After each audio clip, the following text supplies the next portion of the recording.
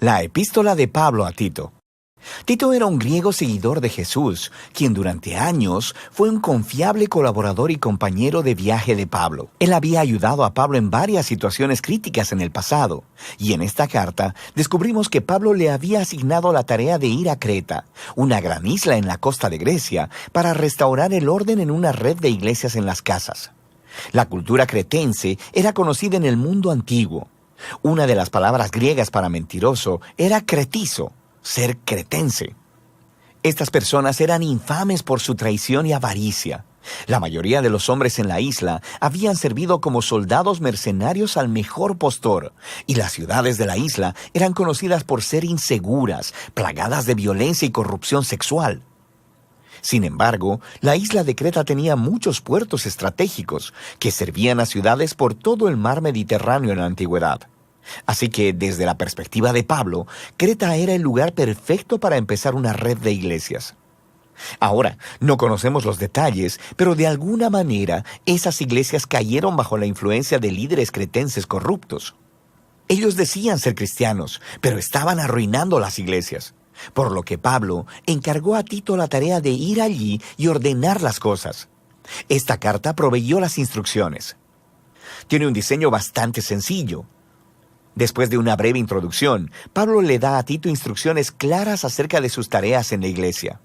Después, le ofrece lineamientos acerca de una nueva clase de hogar y sobre la nueva humanidad que el Evangelio podría crear en esas comunidades cretenses.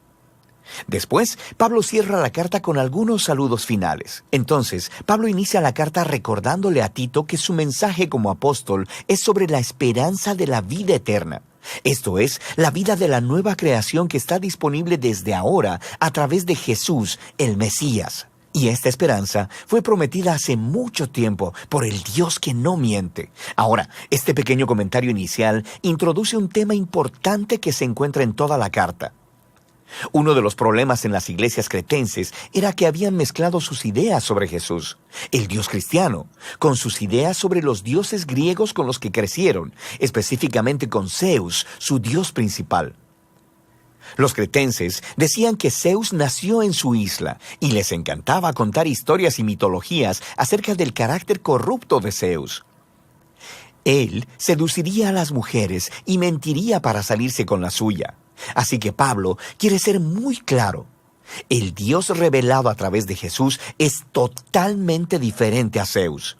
Sus rasgos de carácter principales son la fidelidad y la verdad, lo que significa que la manera de vivir cristiana también practicará la verdad, lo cual será un gran reto para estos cretenses. Pablo entonces encarga a Tito con una tarea en dos partes.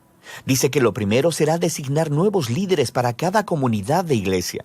Un equipo al que llama ancianos, esposos o padres maduros, cuya manera de vivir sea totalmente diferente a la cultura cretense.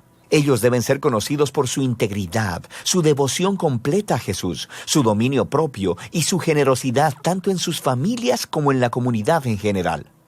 Y estos nuevos líderes deben enseñar las buenas nuevas acerca de Jesús y reemplazar a los líderes corruptos que necesitan ser confrontados. Esa es la segunda tarea de Tito. Pablo identifica a los falsos maestros como esos de la circuncisión. En otras palabras, ellos eran judíos étnicos cretenses que decían que seguían a Jesús, pero de manera similar a los problemas en Galacia, esta gente demandaba que los cristianos no judíos fuesen circuncidados y que siguieran las leyes de la Torá, si es que realmente querían convertirse en seguidores del Mesías judío. Pablo dice que ellos están obsesionados con los mitos judíos y mandamientos humanos, y además que solo están en los asuntos del liderazgo de la iglesia para hacer dinero. Así que Pablo, en un movimiento brillante, tomó una cita de un antiguo poeta cretense, Epiménides, quien fue muy franco y honesto sobre el carácter de su propia gente. Él dijo: los cretenses son siempre mentirosos, malas bestias, glotones ociosos. Ellos borran las líneas entre lo verdadero y lo falso, entre el bien y el mal, y lo único que les importa es el dinero. Así que, aunque estos líderes dicen conocer a Dios, su manera cretense de vivir lo niega. Se debe tratar con ellos, y esto lleva a Pablo a la siguiente sección. Debido a estos líderes corruptos, muchos cristianos de estas iglesias ahora tienen hogares y vidas personales que son un desastre total. Y en 3 ocasiones diferentes, Pablo resalta el resultado de esta situación, que el mensaje de Jesús es desacreditado. Sus vecinos no cristianos ahora tienen buenas razones para hacer acusaciones malvadas. Y todo esto hace que la enseñanza de Dios, nuestro Salvador, no sea atractiva ni persuasiva para nadie. Así que Pablo describe el hogar cretense ideal, que es devoto de Jesús.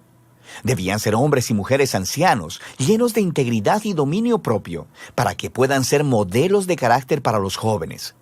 Y las mujeres jóvenes no deberían estar teniendo sexo casual y evitando el matrimonio, como estaba de moda en la Creta de ese tiempo, sino más bien deberían buscar compañeros fieles para poder criar familias estables y saludables. Y los hombres jóvenes deben hacer lo mismo. Deben ser conocidos como ciudadanos sanos y productivos. Los esclavos cristianos en Creta estaban en una posición única, porque sabemos que por causa del Evangelio eran tratados como iguales en las comunidades eclesiásticas de Pablo. Sin embargo, existía el peligro de que ellos usaran esa igualdad como un permiso para faltarle el respeto a sus amos, y luego asociarse con las rebeliones de esclavos, lo que también desacreditaría el mensaje cristiano. Aquí podemos ver a Pablo negociando una línea muy delgada. Él cree que el Evangelio de Jesús necesita demostrar su poder redentor en la plaza pública, si es que verdaderamente va a transformar la cultura cretense. Y eso no va a suceder a través de la agitación social o de que los cristianos se aíslen de la vida urbana. El mensaje cristiano será convincente para los cretenses cuando los cristianos participen completamente en la vida pública, cuando sus vidas y hogares se vean similares a los demás a primera vista y que después de mirarlos atentamente, sus vecinos descubran que los cristianos, por su devoción a un Dios totalmente diferente, viven bajo un sistema de valores totalmente diferente.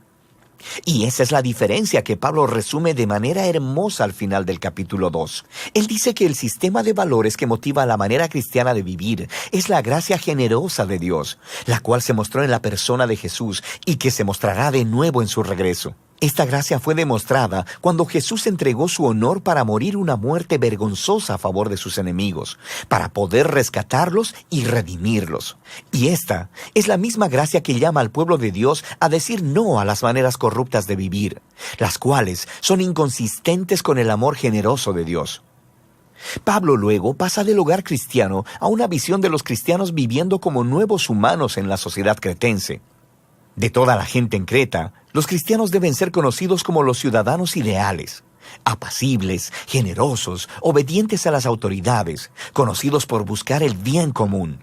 Pero esto es muy diferente a la manera en que los cretenses crecieron. ¿Cómo se supone que los cristianos mantengan este estilo de vida contracultural?